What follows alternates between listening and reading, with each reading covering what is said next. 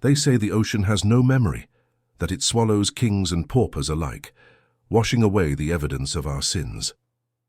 But there is one spot in the Celtic Sea, 11 miles off the coast of Ireland, where the water still remembers.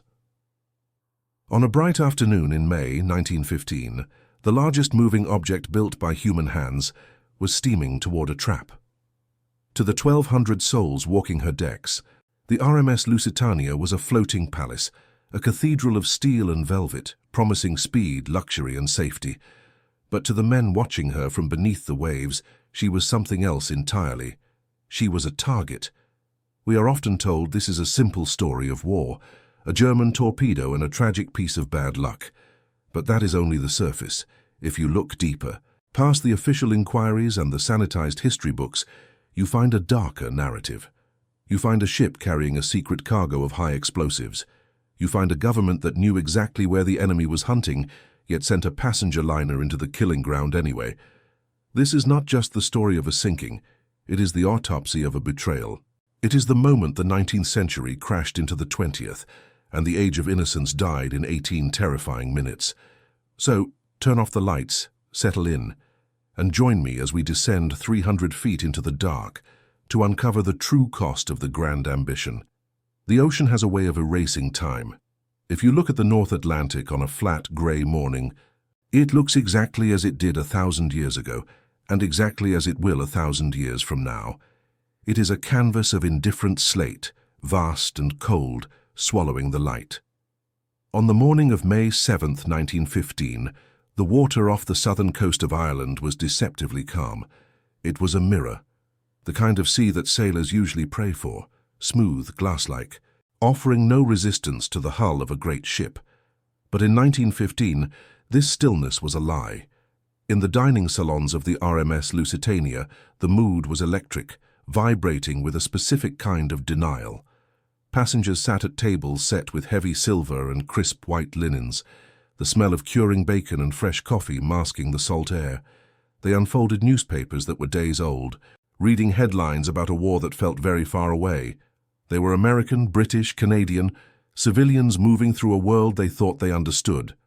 To them, the Atlantic was a highway, a bridge between nations. They trusted the ticket in their pocket. They trusted the size of the steel beneath their feet.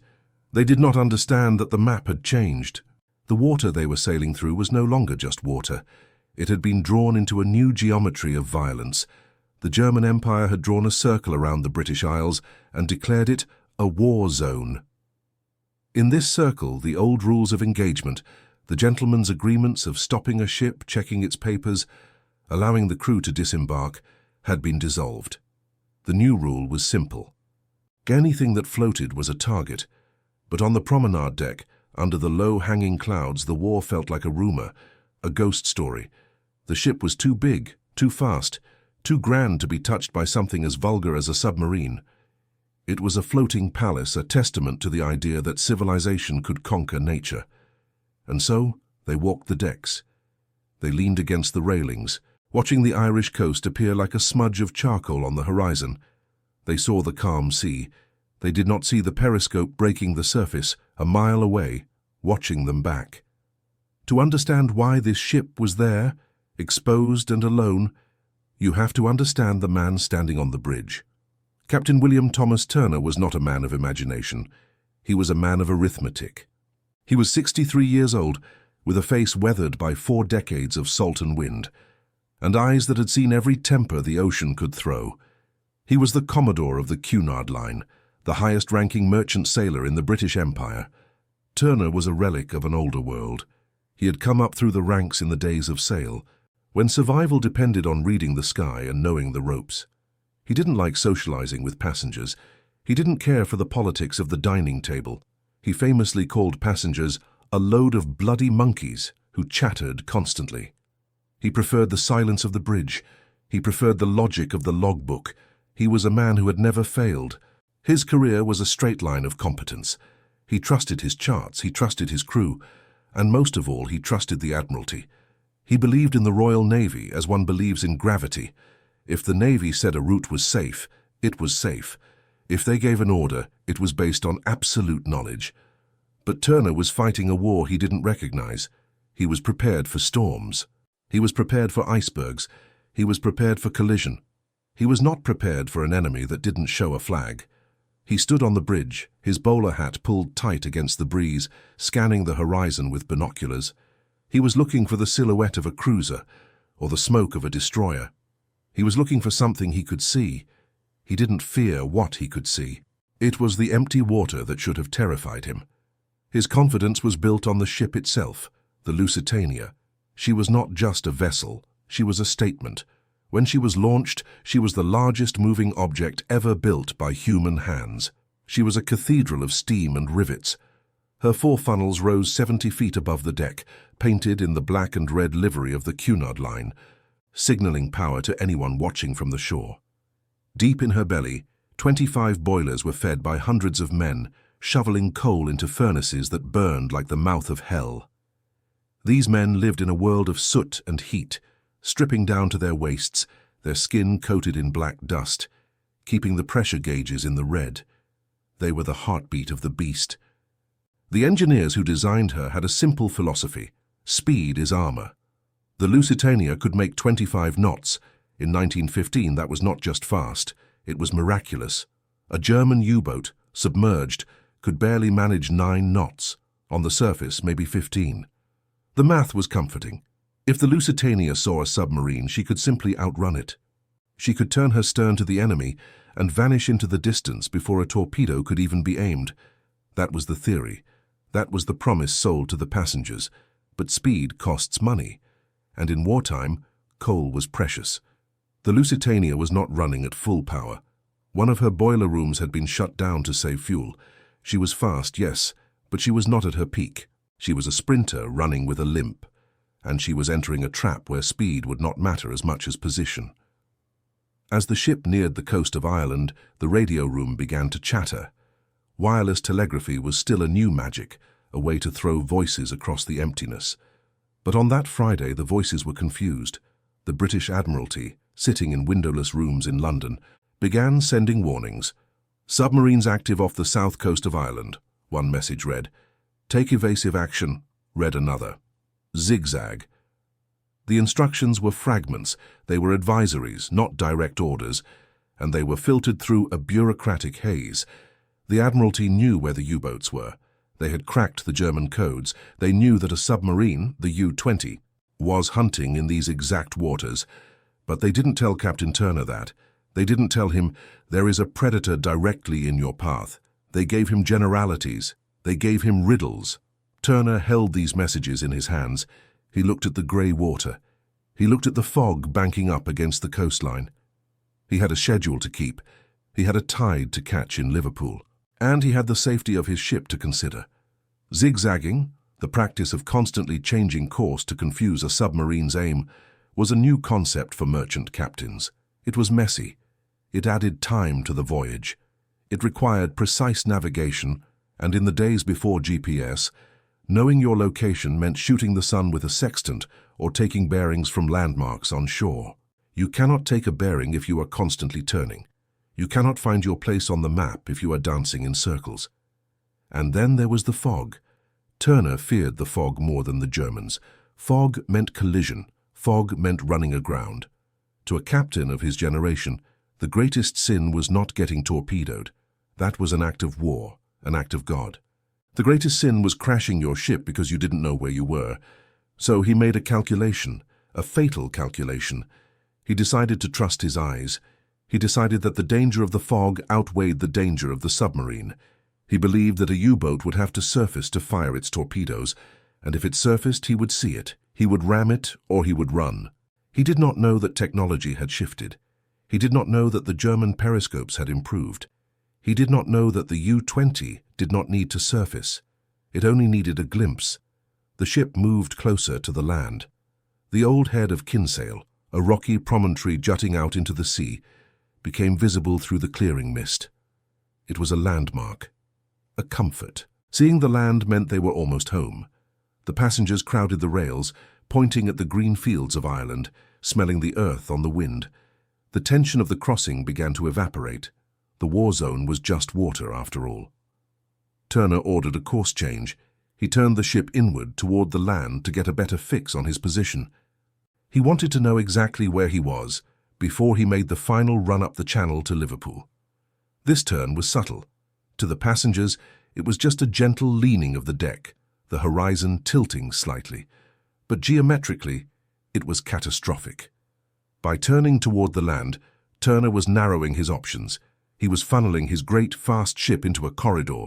He was taking the open ocean, with its infinite possibilities for escape, and trading it for a straight line. And straight lines are what torpedoes love best.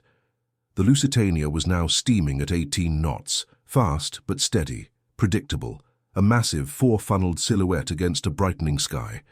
The smoke from her stacks trailed behind her like a long, dark ribbon, marking her path for miles. She was not hiding. She was announcing herself. Captain Turner stood on the wing of the bridge, checking his watch. He was thinking about the tide at the Mersey Bar. He was thinking about the logistical headache of docking a 700-foot vessel. He was thinking about the paperwork waiting for him in Liverpool. He was not thinking about the man looking through a periscope 2 miles away. He was not thinking about the mathematics of an intercept course. He was a man of the 19th century, sailing into a 20th century ambush. The calmness of the sea was no longer a blessing. It was a magnifying glass. Every ripple the Lusitania made, every wave breaking against her bow was a signal. The ocean was not empty. It was holding its breath. In the dining room, the lunch service was finishing. The stewards were clearing the plates. The orchestra was playing a waltz. The world was ordered, civilized, and safe. The machinery of the ship hummed below them, a deep, reassuring vibration that had been with them for 6 days. It felt permanent. It felt like the heartbeat of the world. But the heart was about to stop. The decision had been made. The course was set. The warnings had been read and filed away. The fog had lifted just enough to clear the stage. The actors were in place. The grand ambition of the age, the belief that size and speed and money could protect us from the dark, was about to be tested against a tube of compressed air and high explosives. The Lusitania steamed on, a city of steel, a palace of glass, a target. And the clock on the bridge ticked forward, 1 second at a time, counting down to a moment that would break the century in half. To understand the death of the Lusitania, you must first leave the sunlight. You must descend past the promenade decks, where ladies in Edwardian finery leaned on teak railings. You must go past the dining salons with their mahogany paneling and crystal chandeliers. You must go down, deep into the iron belly of the ship, to the place where the illusion of luxury vanished and the reality of the machine began. Here, in the stokeholds, there was no sea breeze. There was only the roar of the furnaces and the smell of sulphur. This was the domain of the Black Gang, the firemen and trimmers whose entire existence was a cycle of shovel, lift, throw. They moved mountains of coal ton by ton, feeding the 25 boilers that generated the steam to drive the massive turbines. It was a world of shadow and red firelight, a place where men worked in a rhythmic trance, their bodies slick with sweat and grime, serving the appetite of the engines. But on this voyage the rhythm was off. The Lusitania, the greyhound of the Atlantic, the ship designed to outrun anything afloat, was running on 3 legs. Before the ship had even left New York, a decision had been made in a boardroom far from the heat of the boilers. To save money, to conserve coal for the war effort, the Cunard line had shut down boiler room number 4. 6 huge boilers sat cold and dark. This meant the ship was operating at 75% of her power. Her top speed, once a dazzling 25 knots, was now capped at 21. It was a calculated risk, a ledger entry. The accountants believed that 21 knots was still fast enough. It was still faster than any submarine. They measured safety in numbers, in profit margins and coal tonnage. They did not measure it in seconds. They did not understand that in the geometry of an ambush, 4 knots is the difference between a near miss and a direct hit. The ship was not just carrying passengers, it was carrying a handicap. While the stokers shoveled in the dark, another darkness was moving beneath the waves. The German submarine U-20 was a machine of a different century. If the Lusitania was a cathedral, the U-20 was a casket. It was cramped, reeking of diesel fumes, rotting food, and the unwashed bodies of 35 men who had been at sea for a week. The air was thick and sour. Condensation dripped from the cold steel plates, soaking the bedding, soaking the bread. The commander of this vessel, Captain Lieutenant Walter Schwieger, was 30 years old. He was part of a new breed of naval officer. He did not command a ship of the line, with flags snapping in the wind. He commanded a tube of pressure and mathematics. His war was not fought with broadsides. It was fought with a stopwatch and a periscope. Schwieger was frustrated. His patrol around Ireland had been plagued by bad weather and missed opportunities. The fog had blinded him. The seas had battered him. He was low on fuel.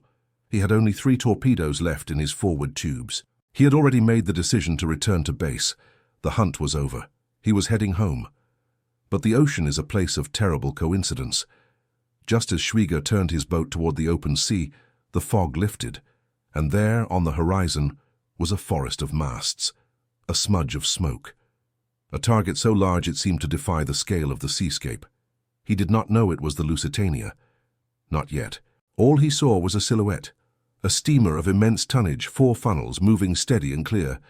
To a submarine captain, it was not a tragedy waiting to happen. It was a mathematical problem: speed, distance, angle of bow. He began to maneuver.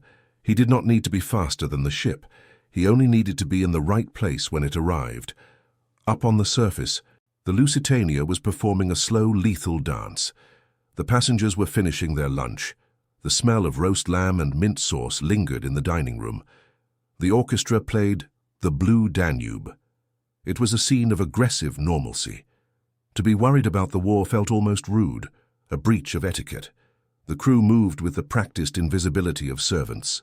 They refilled water glasses and cleared crumbs, but among the officers there was a tension that had not reached the tables. They knew about the warnings.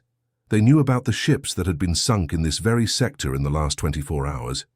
2 steamers, the Candidate and the Centurion, had been sent to the bottom just a day before. The water they were sailing through was a graveyard, and yet the lifeboats swung in their davits, secured with canvas covers, tied down with intricate knots and heavy chains. There had been no lifeboat drill for the passengers. Captain Turner had decided against it. He feared that a drill would cause panic, that it would signal to the passengers that the danger was real. He chose the appearance of safety over the practice of survival. He bet on the calm. But the most dangerous secret on the Lusitania was not the lack of drills or the cold boilers. It was in the forward hold. Deep in the cargo decks, hidden behind crates of cheese and bales of fur, sat thousands of wooden boxes. The manifest listed them innocuously, but the contents were lethal. The Lusitania was carrying over 4 million rounds of rifle ammunition. Remington, 303 cartridges, destined for the British Army on the Western Front. There were casings for shrapnel shells. There was aluminum powder. This was the great hypocrisy of the voyage. The Lusitania was a civilian liner, protected by the rules of cruising warfare, yet she was carrying the fuel of war. She was a shield of innocence wrapped around a core of violence. In the eyes of the German Admiralty, she was not a passenger ship. She was a blockade runner. She was legitimate prey. This duality, the luxury hotel sitting on top of the ammunition dump, was the fatal flaw of the age. It was the belief that you could have it both ways, that you could profit from the war without being part of it, that you could sail through a killing field and claim immunity because of the flag you flew. The ship steamed on. The old head of Kinsale grew larger on the port bow, a rocky finger pointing out from the Irish coast. It was 1:40 p.m. The sun was bright. The water was flat. Captain Turner needed to know exactly where he was. In the era before radar and GPS, navigation was an art of triangulation. To get a perfect fix on his position, to know exactly how to thread the needle into the Liverpool Channel, he needed to perform a specific maneuver, a 4-point bearing. This required the ship to travel in a perfectly straight line for a set period of time, measuring the angle of a landmark, the lighthouse on the cliff, at 2 different moments. By calculating the distance traveled between the 2 angles, he could pinpoint his location on the chart. It was a standard nautical procedure. It was responsible, it was precise, and it was exactly what the submarine needed. For a torpedo to hit a moving target, the variables must be constant. If the target zigzags, if it changes speed, The math falls apart. The torpedo is a dumb weapon. Once it leaves the tube, it cannot think. It cannot adjust. It relies on the target being where it is supposed to be. When Turner ordered the quartermaster to steady the helm for the 4-point bearing, he was essentially stopping the clock. He ironed out the variables. He turned the Lusitania into a fixed equation. Below the surface, Zigzag watched through the periscope. He saw the massive ship turn. He saw it straighten out. He could hardly believe what he was seeing. The target was presenting its entire broadside to him. It was not turning away. It was not zigzagging. It was sailing across his sights as if on rails. The U-boat was running on electric motors now, silent and slow. The crew in the torpedo room waited. They were young men, technicians of death, standing in a tube of condensation and grease. They greased the torpedo, a G-type, 20 feet of steel and explosives.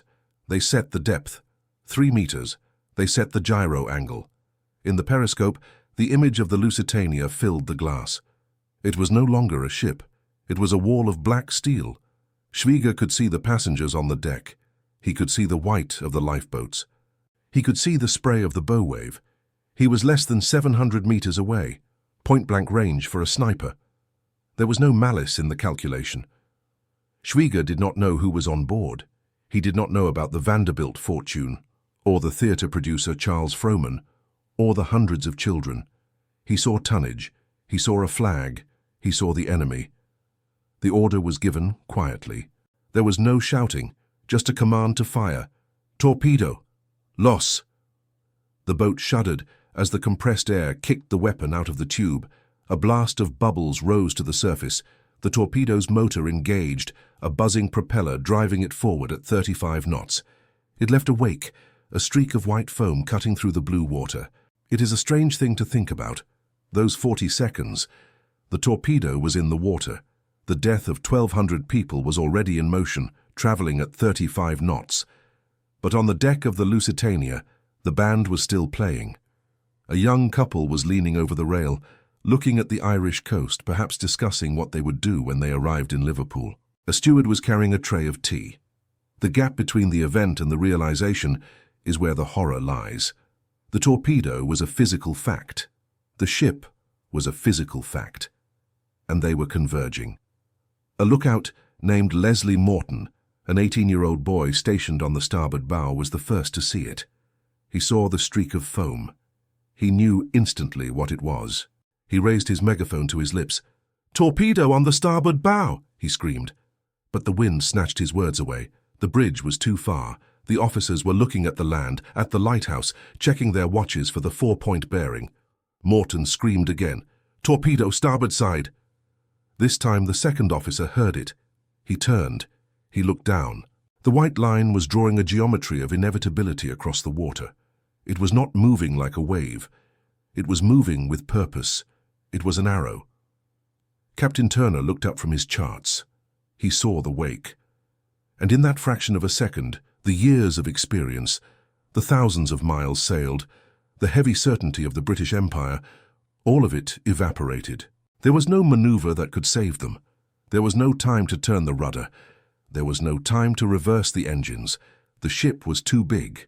The momentum was too great. The physics were absolute. The passengers on the starboard deck saw it too. Some thought it was a porpoise jumping in the waves. Some simply watched it with a detached curiosity, their minds refusing to process the data. It looked like a toy. It looked like a ripple.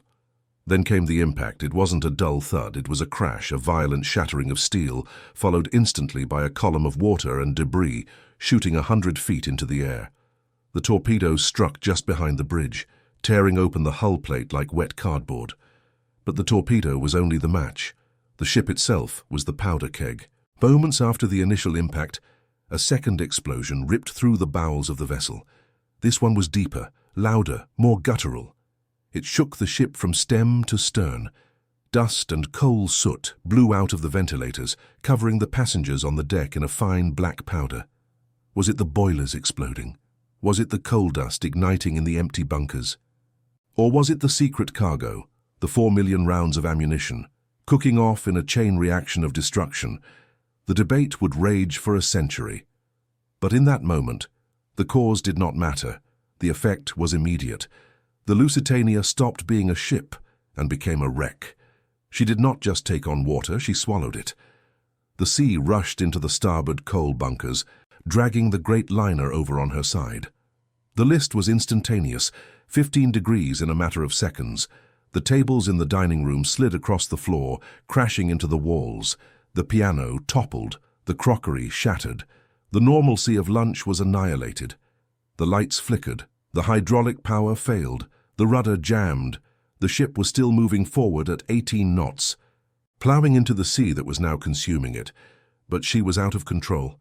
She was a runaway train, derailed and falling.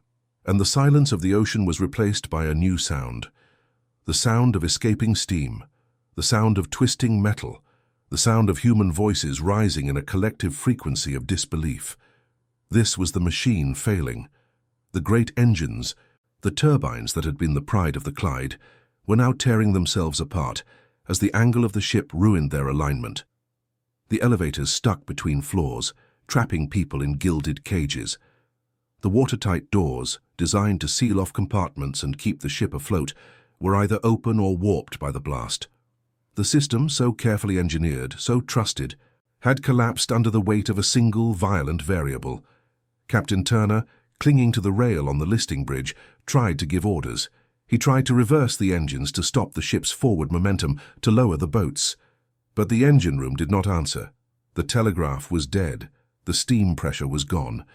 He was shouting into a void. He was the captain of a dead ship, a ship that was still moving, still fighting, but undeniably dead. Below decks, the water was not rising. It was rushing. It roared through the passageways, a dark, cold torrent carrying oil and coal and debris. It extinguished the lights, plunging the lower decks into absolute blackness. The stokers, the men who had kept the heart of the ship beating, were the first to die. They were trapped in the maze of the boiler rooms, scalding steam mixing with freezing seawater. There was no time for heroism in the dark. There was only the scramble for a ladder, the feel of cold iron, the weight of the water pressing against the bulkheads. On the boat deck, the sun was still shining. The contrast was sickly. The day was beautiful. The sea was calm. And the floor was tilting under the passengers' feet like the side of a roof. This is the moment where the myth of the unsinkable ship dissolves. It is not a slow realization. It is a physical assault. The center of gravity shifts. The horizon is in the wrong place. The mind struggles to align the vertical world with the diagonal reality. The passengers, who minutes ago were discussing the view, now found themselves sliding toward the starboard rail. The instinct to hold on, to grab a stanchion, a rope, a hand, became the only instinct that mattered. The social order, first class, second class, steerage, began to blur. The water does not care about your ticket. It only cares about buoyancy. And the Lusitania, the queen of the ocean, the technological marvel of the age, began to bow her head. She was tired. She was heavy. She was going home, but not to Liverpool. She was going down to the sand and the silence of the Celtic Sea. The timeline had compressed.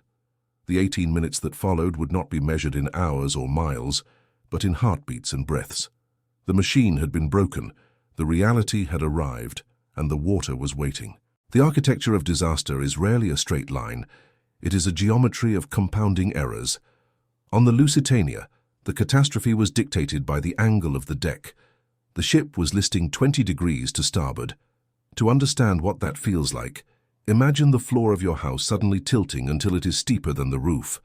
Gravity, which had been your anchor, becomes your enemy.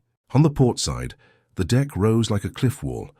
Passengers had to slide down the wooden planks to reach the railings, grabbing at benches and vents to stop themselves from tumbling into the superstructure. On the starboard side, the deck dipped into the sea, the Atlantic washing over the scuppers, hungry and rising. In the center of this tilting world were the lifeboats. There were 48 of them, enough for everyone. But a lifeboat is a mechanism that requires equilibrium. It relies on gravity to hang straight. On the port side, the boats swung inward. They crashed against the hull, scraping the rivets, refusing to swing clear. To launch them, men had to push with oars, with legs, with desperation, trying to force tons of wood and canvas away from the steel plates. It was a physics problem they could not solve. Most of the port boats were never launched. They remained in their davits, imprisoned by the list, waiting to go down with the mother ship. On the starboard side, the problem was inverted. The boat swung out too far. The gap between the deck and the gunwale became a yawning chasm. To get into the boat, a passenger had to leap across 5 feet of empty air, with the ocean waiting below. For a young man, this was a risk. For a mother holding an infant, for an elderly woman in a heavy wool coat, it was an impossibility. And still, the ship moved. This was the cruelest variable. The engines, though dying, still possessed momentum. The Lusitania was ploughing forward at nearly 15 knots, dragging the ocean with her. When the first boat was lowered on the starboard side, it hit the water not as a refuge, but as an obstruction. The sea grabbed it. The forward motion of the ship acted like a giant hand, twisting the boat, snapping the bowlines, spilling the passengers into the wake. It was a scene of mechanical carnage. Boats tipped vertically, dumping their human cargo like toys. Ropes snapped with the sound of gunshots. Heavy blocks and tackle swung loose, bludgeoning those who tried to hold on. The screaming was not just from fear. It was from the crushing of wood and bone. 18 minutes. It is a difficult span of time to comprehend. It is the length of a coffee break. It is the time it takes to read a chapter of a book. In that time, a floating city, a marvel of the industrial age, had to be evacuated. There was no public address system, no siren wailing a coordinated alarm. Orders were shouted and lost in the wind. The wireless operators, sitting in a room that was rapidly tilting, tapped out the SOS. Come at once. Big list. 10 miles south of Old Head Kinsale. The spark gap transmitter hissed, sending the invisible plea into the ether, but the power was fading. The lights in the corridors dimmed to a dull filament orange, then died. Inside the ship, the darkness was absolute. The elevators, powered by electricity that no longer existed, jammed in their shafts. We will never know the final moments of those trapped inside those cages. We can only imagine the sensation of the floor tilting, the sound of the structure groaning, and the cold water rising in the dark. In the third-class dining room, families huddled together. They did not try to reach the boat deck. The labyrinth of corridors was too confusing, the angle too steep. They chose the comfort of proximity over the panic of the climb. They waited. Captain Turner remained on the bridge. He was a man watching his world dismantle itself. He had buckled his lifebelt. He had given the order, every man for himself. Now he stood by the wheelhouse, gripping the rail. He was not looking at the people. He was looking at the water rising up the forward superstructure. He watched the ocean swallow the forecastle. He watched it surge over the cargo hatches. He did not leave his ship. The ship left him. As the bow dipped lower, the water rushed onto the bridge. It did not splash. It surged. Turner was lifted off his feet. He was a swimmer now, no longer a commander. The gold braid on his uniform, the symbol of his authority, was heavy and wet. He kicked away from the structure, fighting the suction, fighting the rigging that tried to snare him like a net. He grabbed a floating chair. He paddled. He turned to watch the final act. The Lusitania was 300 yards long. The water she was sinking into was only 300 feet deep. The geometry was grotesque. As the bow smashed into the seabed, grinding into the sand and rock, the stern rose into the air. The propellers, massive bronze blades that had driven her across the ocean, hung exposed in the grey light, dripping and still. The ship groaned. It was a sound that survivors would hear in their sleep for the rest of their lives. It was the sound of steel girders twisting, of rivets popping like machine gun fire, of boilers breaking loose from their mountings and crashing through the bulkheads. The beast was dying, and it was screaming. Then she slid. The stern slipped beneath the surface. The funnels, those great symbols of power, collapsed, sucking swimmers down with them. A vortex of bubbles, soot and wreckage churned the water, and then silence. The transition from noise to silence was violent. One moment, a cacophony of steam and screaming. The next, the flat, indifferent hiss of the ocean. The ship was gone. In its place was a debris field of tragic banality. Deck chairs, wooden crates, a violin case, a child's doll, and hundreds of people floating in cork life jackets, looking at the empty space where the Leviathan had been. The water was 50 degrees Fahrenheit. It was not freezing, but it was cold enough to stop the heart. It numbed the fingers. It slowed the blood. The silence was broken only by the cries of those calling out names, mothers calling for children, husbands calling for wives. Captain Turner floated among them. He was alive. He had been sucked down, tumbled in the darkness, and spat back up. He clung to his chair, shivering. He checked his watch. It had stopped at 2:36 p.m. The water inside the crystal was a testament to the end of his career. He was a man who had lived by the rules, and the rules had failed him. He looked around at the floating graveyard. He saw the bodies of those he had been charged to protect. He did not know it yet, but the survival would be harder than the drowning. Rescue came slowly. It came in the form of fishing trawlers, tugboats, and small steamers from Queenstown. They were erratic, motley vessels, ill-equipped for a disaster of this scale. They pulled the living and the dead from the water indiscriminately. The scene at the docks in Queenstown that night was a tableau of purgatory. The survivors, wrapped in blankets, dazed and shivering, walked or were carried onto the cobblestones. The town had become a morgue. The hotels, the town hall, the warehouses, every floor was covered with bodies. They were laid out in rows, the wealthy and the poor, finally equalized by the salt water. A woman in a silk evening gown lay next to a stoker in coal-stained trousers. A family of 5, their hands still tied together with a handkerchief so they wouldn't drift apart, lay sleeping the final sleep. Captain Turner walked among them. He was wrapped in a borrowed blanket. He was shivering, not just from the cold, but from the shock. He went to a hotel room, sat on the edge of the bed, and stared at the wall. He was the captain. He had survived. In the unforgiving logic of the sea, this was his first crime. The news traveled through the underwater cables faster than the ship had ever sailed. It hit London, it hit New York, it hit Berlin. Lusitania torpedoed, sinking signaled. Then the correction. Lusitania lost. Heavy loss of life. The reaction was not just grief, it was a weaponized fury. The Lusitania was not a battleship, it was a ferry for civilians.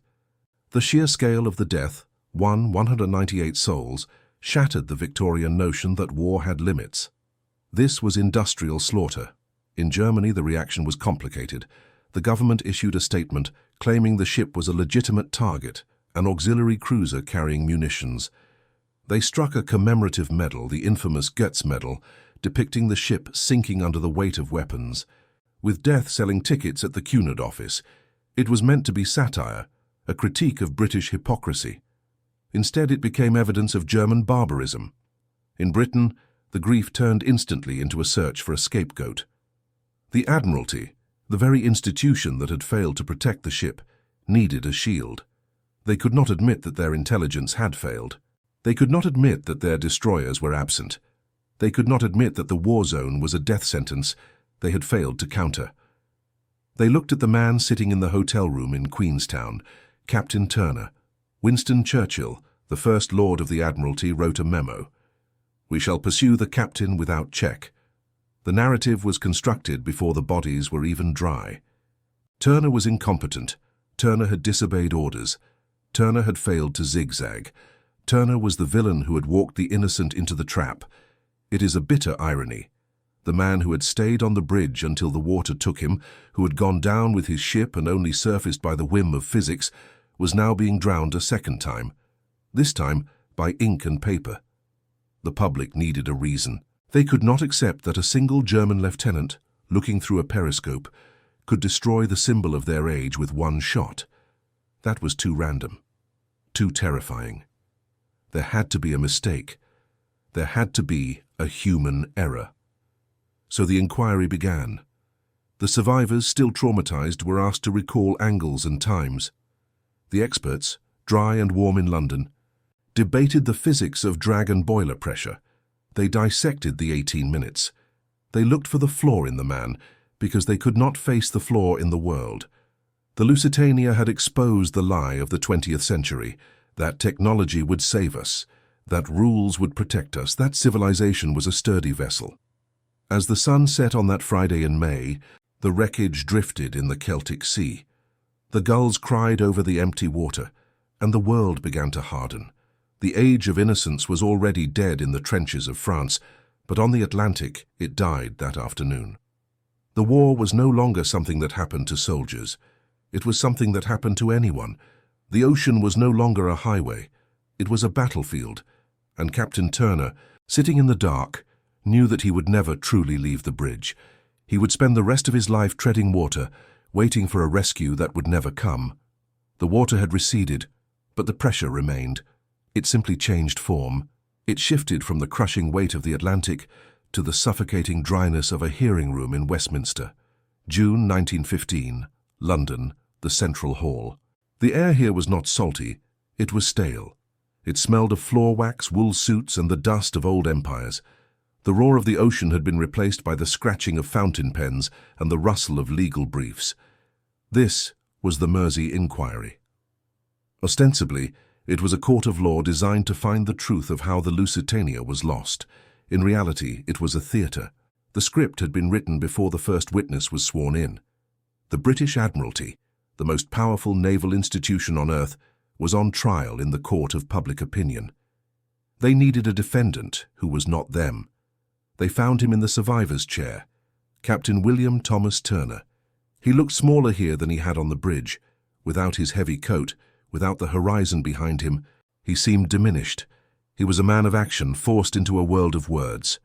He sat alone facing a battery of lawyers, including the Attorney General, Sir Edward Carson.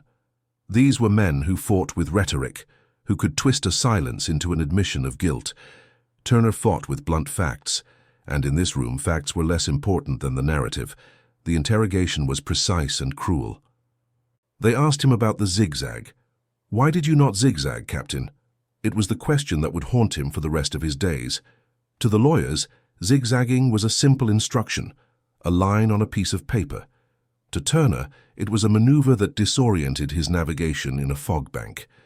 He tried to explain the difference between a theoretical order and a nautical reality. He tried to explain that he needed to know where he was before he could safely bring a 30,000-ton ship into a narrow channel. But the court was not interested in navigation. They were interested in liability. If Turner was at fault, then the Admiralty was absolved. If Turner was incompetent, then the lack of a naval escort could be overlooked. If Turner was the villain, the government was the victim. Lord Mersey, the Wreck Commissioner presiding over the inquiry, was a man of the establishment. He understood his duty. He listened to the testimony. He saw the Admiralty withhold vital evidence. He saw them refuse to release the coded messages sent to the Lusitania, messages that were vague, contradictory, and late. He saw the game being played. At one point, the Admiralty produced a set of urgent instructions they claimed to have sent to Turner. They painted a picture of a captain willfully ignoring the lifeline thrown to him by his superiors. They did not mention that the U-boat had been tracked by British Intelligence Room 40. They did not mention that they knew exactly where the U-20 was, and yet told Turner nothing specific. Turner sat there, gripping the wooden rail of the witness stand. He was being gaslit by the very institution he had served for a lifetime. He was a man of the Victorian age, where duty and honor were currency. He could not conceive that his masters would lie to save themselves. He took the blows. He admitted his decisions. He did not pass the blame to his officers, all of whom were dead. He did not blame the equipment. He said simply, "I used my best judgment." In the end, the verdict was a masterpiece of political ambiguity.